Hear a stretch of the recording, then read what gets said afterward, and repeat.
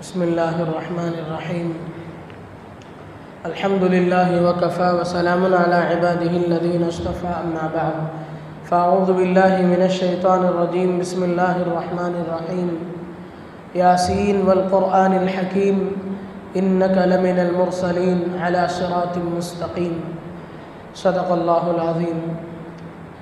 محترم بزرگوں، دوستو، آج تراویح کی 19ویں رکعت میں سورہ یاسین مکمل من اولہ الی آخرہ تلاوت کی گئی۔ سورہ یاسین قرآن کریم کی عظیم ترین سورتوں میں سے ہے۔ اللہ کے نبی صلی اللہ علیہ وسلم نے حدیث پاک میں سورہ یاسین کی بڑی فضیلتیں بیان فرمائی۔ بہت ساری فضیلتیں آپ علیہ السلام نے اس سورت سے متعلق بیان فرمائی۔ ایک روایت میں آپ علیہ السلام نے فرمایا کہ سورہ یاسین کو اپنے مردوں پر پڑھا کرو، اور آپ نے فرمایا کہ میرا دل چاہتا ہے کہ ہر مومن کے دل میں یہ سورہ رہے۔ اور ایک روایت میں آپ کہ سورہ یاسین قرآن کریم کا دل ہے۔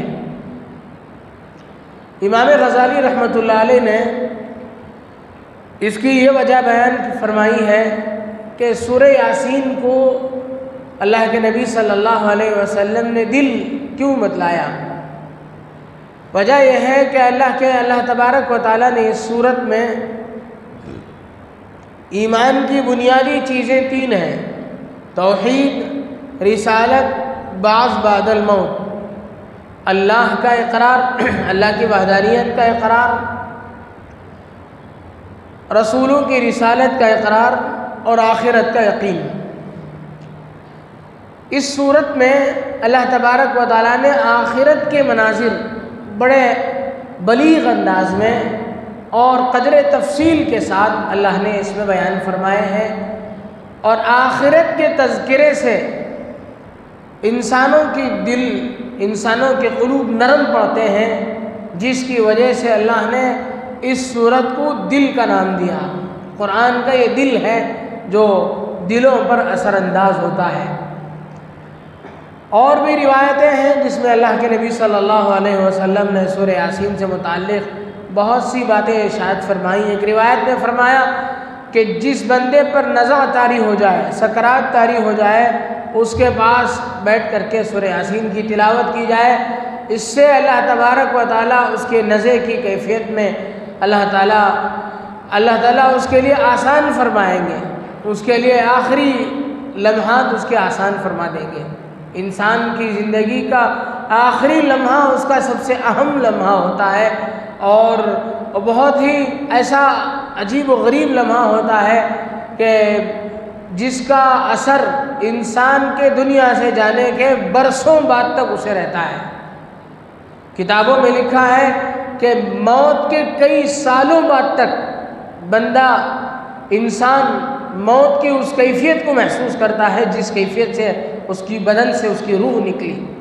اللہ تبارک و تعالیٰ نے سورہ یاسین میں وہ تاثیر رکھی ہے کہ جب یہ جان کنی کا عالم ہو، انسان کی جان نکل رہی ہو، روح نکلنے کا وقت ہو، بڑی بے چینی کا، بے تابی کا وقت ہوتا ہے، اللہ ہر ایک کے لیے وہ وقت آسان فرمائے۔ تو اس وقت میں اللہ تعالیٰ اس یاسین سورہ کی برکت سے اللہ تعالیٰ وہ مرحلہ آسان فرما دیتے ہیں۔ اور حدیث پاک میں ہے کہ جو بندہ صبح کو سورہ یاسین کی اللہ اور اس قیامت کے دن پر یقین رکھتے ہوئے تلاوت کرے گا، اللہ تعالیٰ شام تک کے اس کے مسائل حل فرمائیں گے، اور جو شام کو تلاوت کرے گا اللہ تعالیٰ صبح تک کے تمام مصائب سے، آلام سے اس کی حفاظت فرمائیں گے۔ تو سورہ یاسین کی بڑی فضیلتیں ہیں، اور اس میں ویسے اہم مضامین بھی ہیں۔ یہ سورت کس موقع پر نازل ہوئی؟ تفسیر کی کتابوں میں لکھا ہے، تفسیر روح البیانی کے مصنف علامہ آلوسی رحمۃ اللہ علیہ نے حضرت ابن عباس رضی اللہ عنہما کے حوالے سے یہ روایت نقل کی ہے کہ اللہ کے نبی صلی اللہ علیہ وسلم ایک مرتبہ کعبۃ اللہ شریف کے اندر نماز پڑھ رہے تھے، اور اس میں غالباً نماز کی حالت میں آپ تلاوت بلند آواز سے تلاوت فرما رہے تھے تو کفار و مشرکین سے برداشت نہیں ہو سکا۔ کفار نے ایک بڑا پتھر لیا، کافروں کا مجمع جمع ہو گیا اور آپ کو ختم کر دینا چاہتا تھا۔ یعنی پہلی روایت تو یہ ہے کہ کچھ لوگ جمع ہوئے اور آپ پر حملہ کرنا چاہتے تھے اور آپ کو ختم کر دینا چاہتے تھے، لیکن اللہ تبارک و تعالیٰ نے ان لوگوں سے اللہ نے بچایا۔ ایک روایت میں ہے کہ ابو جہل مردود نے اللہ کے نبی صلی اللہ علیہ وسلم کو نماز کی حالت میں دیکھ کر کے غصہ ہوا اور آپ پر ایک پتھر ڈال دینا چاہا، اور ایک پتھر اٹھایا اور ایسا ہاتھ پیچھے لے کے گیا، آپ پر ڈالنا ہی چاہتا تھا، اللہ نے اس کے ہاتھ کو ایسے ہی روک دیا۔ روایتوں میں آتا ہے کہ اس کے بعد بڑی مشکل سے اس کے ساتھیوں میں سے کسی نے اس کا پتھر لیا اور پھر اس کا ہاتھ مشکل سے نیچے اتارا گیا۔ وہ پتھر قبیلہ مخزوم کا ایک شخص لیا اور وہ آگے بڑھا، وہ حملہ کرنا چاہتا تھا اللہ کے نبی صلی اللہ علیہ وسلم پر۔ تو روایتوں میں آتا ہے کہ اللہ کے نبی صلی اللہ علیہ وسلم کے قریب پہنچا ہی تھا، اللہ نے اس کی حالت بھی ایسی ہی کر دی اور وہ اس کی آنکھ سے بینائی بھی ختم ہو گئی۔ وہ واپس اپنے دوستوں کی طرف لوٹ بھی نہیں سکا، پریشان ہو رہا تھا۔ لوگوں نے اسے دیکھا، اس کے ساتھیوں نے، اسے کیا ہو گیا، یہ عجیب طریقے سے چل رہا ہے جیسے اسے کچھ نظر نہ آ رہا ہو۔ پھر لوگوں نے اسے سنبھالا، اس کے ہاتھ سے پتھر گرا تو ایک تیسرے آدمی نے اس پتھر کو اٹھایا اور اللہ کے نبی صلی اللہ علیہ وسلم پر ڈال دینا چاہا، تو اللہ تبارک و تعالیٰ نے اسے ایسے ہی وہ گیا اور پھر واپس آ کر کے گدی کے بل گرا۔ تو یہ جو پوری ٹیم تھی ان لوگوں کی سب عذاب میں مبتلا ہوئی، اور پھر انہوں نے اللہ کے نبی صلی اللہ علیہ وسلم سے معافی تلافی کی، تو پھر اللہ کے نبی صلی اللہ علیہ وسلم نے ان کے حق میں دعا فرمائی۔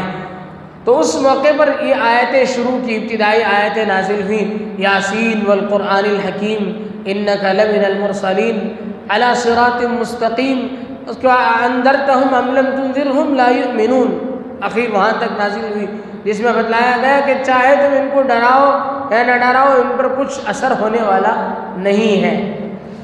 اور اللہ نے اس میں اس کا بھی تذکرہ فرمایا، جعلنا، ہم نے ان کے ہاتھوں کو ان کے گدی پر ہی ہم نے باندھ دیا، انا جعلنا فی اعناقہم اغلالا فہی الی الاذقان فہم مقمحون، اللہ نے فرمایا کہ ہم نے ان کے ہاتھوں کو ان کی گدی پہ ٹھہرا دیا۔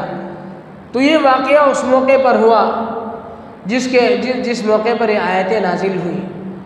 اس کے بعد اس صورت میں ایک واقعہ بیان کیا گیا ہے، وَضْرِبْ لَهُمْ مَثَلًا أَصْحَابَ الْقَرْيَةِ إِذْ جَاءَهَا الْمُرْسَلُونَ، اس میں ایک قریہ، ایک دیہات کے بارے میں اللہ تبارک و تعالیٰ فرماتے ہیں کہ ایک دیہات تھا پچھلے زمانے میں، ایک دیہات میں اللہ تبارک و تعالیٰ نے دین کا پیغام پہنچانے کے لیے، اللہ کی وحدانیت، امت کو صحیح رہنمائی کرنے کے لیے اللہ نے 2 پیغامبر بھیجے، 2 اللہ کے فرشتادے، اللہ کے بھیجے ہوئے رسول، اللہ کے بھیجے ہوئے نبی اس علاقے میں پہنچے اور انہوں نے قوم کو سمجھانا چاہا تو قوم نے ان کو جھٹلایا۔ اذ جاءها المرسلون اذ ارسلنا الیہم 2 فکذبوہما، جب ہم نے ان لوگوں کی طرف 2 آدمی بھیجے تو لوگوں نے ان دونوں کو جھٹلایا، فکذبوہما، پھر اللہ نے فعززنا بثالث فقالوا انا الیکم مرسلون، پھر ہم نے تقویت دی تیسرے آدمی کے ذریعے سے، 2 آدمی بھیجے، دونوں کا انکار ان لوگوں نے کیا، پھر اللہ نے تیسرا ایک اللہ نے اپنے بندے کو بھیجا، 3 آدمی مل کر کے قوم کو سمجھانے لگے تو قوم اس وقت بھی سمجھنے کے لیے تیار نہیں ہوئی۔ تو اس کے بعد لوگوں نے کہا کہ تم عجیب و غریب لوگ معلوم ہوتے ہو، تم سے ہمیں نحوست محسوس ہوتی ہے۔ قالوا انا تطیرنا بکم لئن لم تنتہوا لنرجمنکم وليمسنکم منا عذاب علیم، ان لوگوں نے کہا کہ تمہاری بڑی نحوست ہمارے اوپر پڑی ہے، تم باز نہیں آؤ گے تو ہم تمہیں سنسار کریں گے، ہم تمہارے اوپر پتھر برسائیں گے اور تمہیں سخت تکلیف پہنچائیں گے۔ کتابوں میں ایک واقعہ لکھا ہے کہ جب یہ لوگ اس قریے میں داخل ہو رہے تھے، قریے کے قریہ جب جس علاقے میں جہاں سے قریہ شروع ہوتا ہے، جس علاقے میں وہ داخل ہو رہے تھے، تو وہاں ایک انسان سے، وہاں ایک آدمی سے ملاقات ہوئی. اس سے ملاقات ہوئی اور پھر یہ لوگ یہاں تبلیغ کے لیے پہنچے اور پھر ان کے ساتھ حالات پیش آئے. تو پھر وہ اللہ کا بندہ یہ سن کر کے اللہ کے نیک بندوں کو تکلیف ہو رہی ہے، وہاں سے بھاگا ہوا آ کر کے لوگوں کو سمجھانے لگا.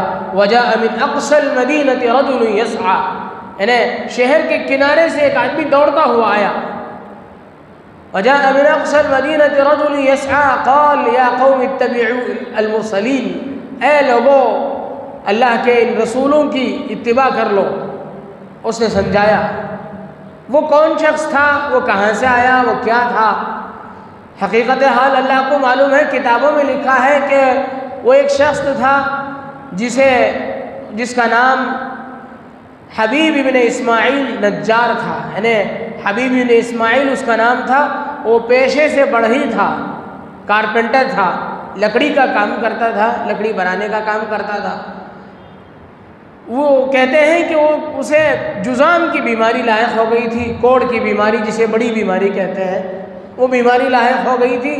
وہ اس زمانے کے اعتبار سے اس کے علاقے میں جتنے بتوں کی پوجا ہوتی تھی، ان بتوں کی پوجا کر کر کے ان بتوں سے وہ دعا کرتا تھا کہ میری یہ بیماری اچھی ہو جائے. اسی بیماری کی وجہ سے شاید وہ علاقے کے کونے میں پڑا ہوا تھا، شہر کے باہر کنارے میں پڑا ہوا تھا اور بتوں کو رکھ کر کے ان سے دعا کرتا رہتا تھا کہ میری بیماری اچھی ہو جائے، میری بیماری اچھی ہو جائے. 70 سال تک اس نے دعا کی، لیکن بت کیا کرتے بیچارے، ان سے کیا ہوتا. لیکن علاقے میں وہی چیزیں تھیں موجود، اس سے مانگ رہا تھا عقیدت سے. تو اسی دوران یہ اللہ کے فرشتہ دے، اللہ کے پیغامبر اللہ کا پیغام لے کر کے اس علاقے میں داخل ہوئے. تو اس سے ملاقات ہوئی حبیب نامی انسان سے. اس نے پوچھا تم لوگ کون ہو، علاقے کے نہیں معلوم ہوتے ہو، باہر سے آئے ہوئے لگتے ہو، کیا کرنا چاہتے ہو، کہاں سے آئے ہو. ان لوگوں نے کہا کہ ہم ایک اللہ کی طرف دعوت دینے کے لیے آئے ہیں اور ہم اللہ کی طرف سے بھیجے گئے رسول ہیں، اللہ کی طرف سے بھیجے گئے، ہم لوگوں کو ڈرانے کے لیے بھیجے گئے نبی ہیں ہم لوگ. اچھا تم کسی اوپر والی ذات کی طرف سے بھیجے گئے ہو؟ میں تو 70 سال سے ان بتوں کی پوجا کرتا ہوں، میں ان کے سے دعا کرتا رہتا ہوں. اگر تم اللہ کی طرف سے واقعتاً بھیجے گئے ہو تو اس کی کیا دلیل ہے؟ کیا تم میری بیماری اچھی کر سکتے ہو؟ تو ان لوگوں نے کہا ٹھیک ہے، ہمارا خدا برحق ہے، ہم اس سے درخواست کریں گے. نبی کے ہاتھ میں بیماری کا شفا دینا، بیماری دینا نبی کے ہاتھ میں تک نہیں ہے.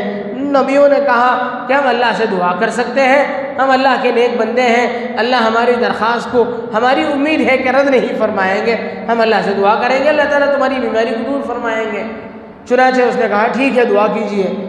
جب ان لوگوں نے دعا کی تو اس اللہ کے بندے کی بیماری اچھی ہو گئی، تو اس کا ایمان پختہ ہو گیا. اس نے اسی وقت کلمہ پڑھ کے ان لوگوں کے ہاتھ میں اسلام قبول کیا، وہ مسلمان ہو گیا. اس نے ایک اللہ کو مان لیا، اس نے بت پرستی چھوڑ دی. اور پھر یہ واقعہ پیش آیا یہاں شہر میں، تو وہاں سے دوڑا ہوا آیا. وہاں سے آ کر کے اس نے کہا کہ اللہ کے بندو یہ انبیاء برحق ہیں، ان کی مانو. لوگ ماننے کے لیے تیار نہیں ہوئے. تو اس بت پرستی کے ماحول میں اس نے کھڑے ہو کر کے کھلے عام اعلان کیا وَمَا لِيَ لَا أَعْبُدُ الَّذِي فَطَرَنِي وَإِلَيْهِ تُرْجَعُونَ. مجھے کیا پڑی ہے کہ میں اس اللہ کی عبادت نہ کروں جس نے مجھے پیدا کیا اور جس کی طرف مجھے لوٹ کے جانا ہے.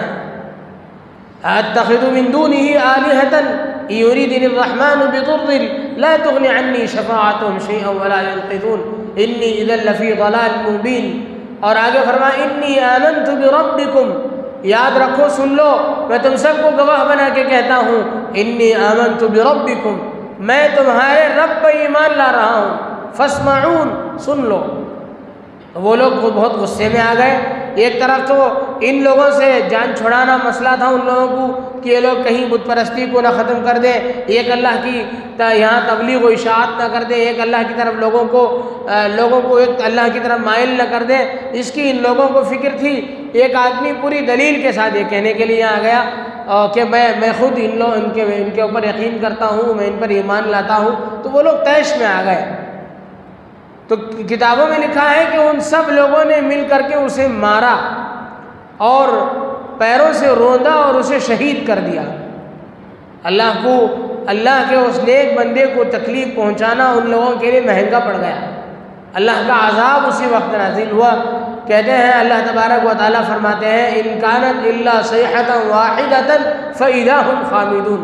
اس وقت اللہ کی طرف سے ایک چیخ نازل ہوئی جس کی وجہ سے وہ پوری کی پوری بستی ہلاک ہو کر کے رہ گئی۔ یہ قصہ کتابوں میں لکھا ہے کہ اس طرح کا ایک واقعہ پیش آیا تھا۔ یہ حبیب نجار نام کا ایک آدمی نبی اکرم صلی اللہ علیہ وسلم کی پیدائش سے آپ کی بعثت سے تقریباً 600 سال پہلے دنیا میں تھا۔ کہتے ہیں کہ اس نے اسی زمانے میں نبی آخر الزمان محمد الرسول اللہ صلی اللہ علیہ وسلم کی نبوت کی اس نے تصدیق کی تھی اور وہ نبی آخر الزمان پر ایمان لے آیا تھا۔ میرے اور آپ کے آقا جناب محمد الرسول اللہ صلی اللہ علیہ وسلم کی خصوصیتوں میں کتابوں میں لکھا ہے کہ آپ کی ایک خصوصیت اور آپ کی ایک امتیازی شان یہ تھی کہ آپ پر آپ کی بعثت سے پہلے بلکہ آپ کے نبوت کے اعلان سے پہلے 3 لوگوں نے آپ کی نبوت کو تسلیم کیا۔ کتابوں میں آپ سے متعلق جو پیشین گوئیاں موجود تھیں اس کی روشنی میں اس میں سے ایک یہ حبیب نجار تھا اور ایک شخص تھا تبع اکبر کے نام سے اور ایک تھے ورقہ ابن نوفل۔ حضرت خدیجۃ الکبریٰ رضی اللہ عنہا جو ام المؤمنین ہے، اللہ کے نبی صلی اللہ علیہ وسلم کی سب سے پہلی اہلیہ محترمہ ہیں، ان کے چچا زاد بھائی ورقہ ابن نوفل جب سب سے پہلی وحی نازل ہوئی اللہ کے نبی صلی اللہ علیہ وسلم پر اور آپ نے آسمانی مناظر دیکھے جو آپ کے لیے غیر معمولی حالات تھے۔ آسمانی مناظر آپ نے کبھی اس سے پہلے نہیں دیکھے تھے۔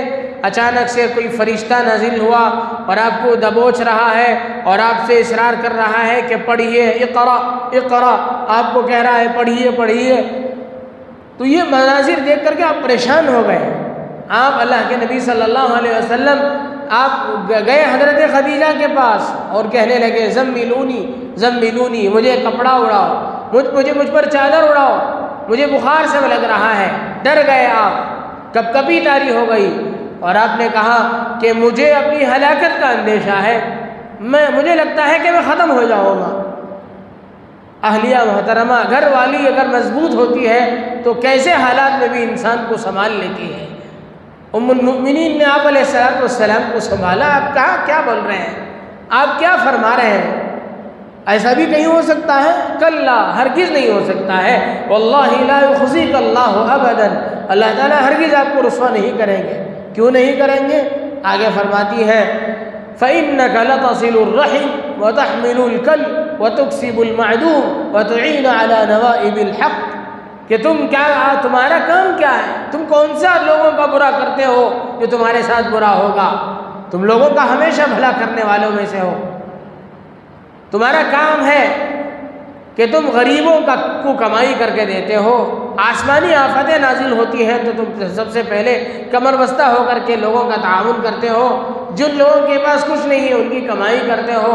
جو لوگ رشتہ داروں میں تم سے دور ہوتے ہیں تم خود ان سے آگے بڑھ کر کے صلہ رحمی کرتے ہو۔ ایسی خوبیوں کے اور ایسی اوصاف کے حامل ہو کر کے اللہ تمہیں ضائع کر دے، ہو نہیں سکتا۔ پھر اللہ کے نبی صلی اللہ علیہ وسلم کو ان تسلی بھرے کلمات کے بعد مزید تسلی کے لیے اور تسلی کے اضافے کے لیے ورقہ ابن نوفل جو اپنے آپ کے حضرت خدیجہ کے چچا زاد بھائی تھے ان کے پاس حضرت خدیجہ آپ علیہ السلام کو لے کر کے گئی اور ان سے یہ ساری چیزیں بیان کی۔ تو ورقہ ابن نوفل نے کہا کہ ان کی باتوں سے لگتا ہے کہ یہ وہی ناموس ہے، وہی فرشتہ ہے جو اس سے پہلے انبیاء کے پاس آیا کرتا تھا۔ یقیناً یہ اللہ کے نبی ہیں۔ اگر ان کی نبوت کا اعلان ہو جائے اور یہ نبوت کا اعلان کر کے ان کی نبوت پھیلے تو میں ان پر ایمان لاؤں گا۔ اسی وقت انہوں نے اللہ کے نبی صلی اللہ علیہ وسلم کی تصدیق فرمائی ورقہ ابن نوفل نے، اور اللہ کے نبی صلی اللہ علیہ وسلم کو تسلی دیتے ہوئے کہا کہ تمہاری قوم تمہیں ستائے گی، تمہارے علاقے کے لوگ تمہیں باہر کر دیں گے، آپ علیہ الصلوۃ والسلام کے ساتھ اس وقت کا جو ماحول تھا، اس ماحول میں آپ کو یہ باتیں عجیب سی لگی کہ میرے اتنے چاہنے والے ہیں، آپ کے لوگ دل دادا تھے، آپ کے علاقے میں آپ کے لوگ دیوانے تھے، آپ کو دیکھنے کے لیے لوگ ٹوٹ پڑتے تھے۔ نبوت سے پہلے کی بات ہے، آپ کے اخلاق فاضلہ اور آپ کی شاندار اخلاق کریمہ کی وجہ سے لوگ آپ سے دل سے چاہتے تھے، آپ کو صادق اور امین کے نام سے لوگ پکارتے تھے۔ اس زمانے میں لوگ اپنی امانتیں آپ کے پاس رکھواتے تھے، تو اللہ کے نبی صلی اللہ علیہ وسلم سے لوگوں کی بڑی محبتیں تھیں۔ تو آپ نے اس محبت کے دائرے میں اس دلہن کے احاطے میں رہتے ہوئے پوچھا، اب مخرجیہم، کیا میری قوم کے لوگ مجھے باہر نکال دیں گے؟ تو ورقہ ابن نوفل نے کہا کہ نہیں، یہ کوئی تمہارے ساتھ ہونے والا نیا مسئلہ نہیں ہے، ہر نبی کے ساتھ یہی ہوا، جب بھی اس نے دعوت حق پیش کی لوگوں نے اسے باہر کیا، لوگوں نے اسے ستایا، تمہارے ساتھ بھی ایسا ہوگا، اور اگر میں اس وقت چنگا رہا، صحت مند رہا تو یقیناً میں تمہارا تعاون کروں گا۔ تو یہ 3 افراد میں سے ورقہ ابن نوفل بھی تھے جنہوں نے آپ کی نبوت کے اعلان سے پہلے آپ کی تائید و توثیق کی اور آپ پر ایمان لے آئے۔ تو یہ 3 افراد میں سے آپ علیہ الصلوۃ والسلام کی یہ خصوصیت بیان کی گئی ہے کتابوں میں کہ 3 افراد نے آپ کے اعلان نبوت سے پہلے آپ کو نبی تسلیم کیا۔ اور قرآن کریم کی اس سورہ یاسین میں اللہ تبارک و تعالیٰ نے بڑی تفصیل سے قیامت کے مناظر ایک پورے رکوع میں بیان فرمایا، وَنُفِخَ فِي الصُّورِ فَإِذَا هُم مِّنَ الْأَجْدَاثِ إِلَىٰ رَبِّهِمْ يَنْسِلُونَ۔ جب سور پھونکا جائے گا، لوگ قبروں سے اٹھیں گے اور پھسل کر کے اللہ کی طرف بھاگیں گے، لوگ ابل رہے ہوں گے، وہ ایک قبر میں کئی لوگ دفن ہوتے ہیں، لوگ ابل کر کے پھسلتے ہوئے جائیں گے اور کہیں گے یا ویلنا من بعثنا من مرقدنا، یعنی ایک طویل زمانہ آرام کرنے کے بعد جب ان کو جگایا جائے گا، ان کی زبان سے نکلے گا ہائے ہائے کس نے ہمیں اٹھا دیا، کس نے ہمیں قبروں سے نکالا، من بعثنا من مرقدنا، ان کو یاد دلایا جائے گا ھذا ما وعد الرحمن، یہی وقت ہے جس کا رحمان نے وعدہ کیا تھا، وصدق المرسلون، اور اللہ کے رسولوں نے سچ کہا تھا۔ اللہ تبارک و تعالیٰ فرماتے ہیں، پھر اللہ تبارک و تعالیٰ ان كانت الا صيحة واحدة فاذا هم جميع لدينا محضرون، پھر ایک سور پھونکا جائے گا جس پر ساری دنیا اکٹھا ہو جائے گی، اور پھر وہ سارا محشر کا اللہ نے منظر پیش کیا جس میں یہ سب لوگ جمع ہو جائیں گے، اچھے لوگوں کے احوال یہ ہوں گے، اچھے لوگ برے لوگ سب ملے ہوئے ہوں گے۔ دنیا میں اچھے برے کی کوئی تمیز نہیں ہوتی تھی، لوگ باہر کے ظاہر و باہر کو دیکھ کر کے سبھی کو اچھا سمجھتے تھے، لیکن قیامت میں اعلان کیا جائے گا کہ وامتازوا اليوم ایھا المجرمون، اے مجرموں، اے گنہگاروں، الگ ہو جاؤ نیک لوگوں سے۔ تو بڑی جماعت مجرموں کی الگ ہو جائے گی، وہاں یہ نہیں چلے گی، وہاں یہ نہیں چلے گا کہ یہ ظاہر میں اچھا نظر آ رہا ہے، یہ اندر سے بھی اچھا ہوگا، وہاں ظاہر باہر اندر چھپا ہوا کچھ نہیں ہے، سب کھل جائے گا۔ اور قیامت کے منظر کشی کرتے ہوئے اللہ تبارک و تعالیٰ فرماتے ہیں الیوم نختم علی افواہہم، ہم لوگوں کے منہ پر مہر لگا دیں گے۔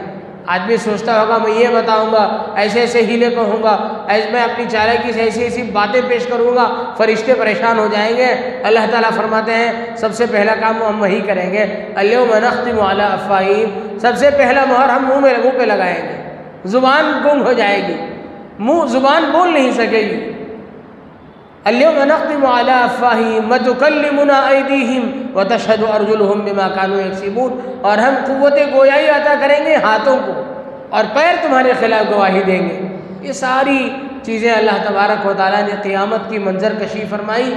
یہ وہ مناظر ہیں جس کے ذریعے سے انسان کے قلوب نرم ہوتے ہیں، اور ہم سب کو قیامت کے مناظر پر غور کرنا چاہیے، اسے بار بار پڑھنا چاہیے، اور قیامت کے منظر کو یاد کرنے کے لیے قبرستان میں جا کر کے ہمیں غور و فکر کرنی چاہیے کہ جو لوگ کل تک ہمارے ساتھ تھے آج ان کا کیا حشر ہے۔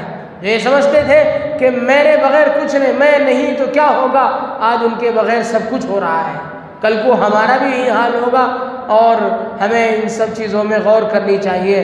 اللہ تبارک و تعالیٰ سے دعا ہے کہ اللہ تبارک و تعالیٰ ان آیات کی تفسیر میں جو باتیں کہی گئیں ان سے ہم سب کو عبرت لینے کی توفیق نصیب فرمائے۔ آمین۔ وآخر دعوانا الحمدللہ۔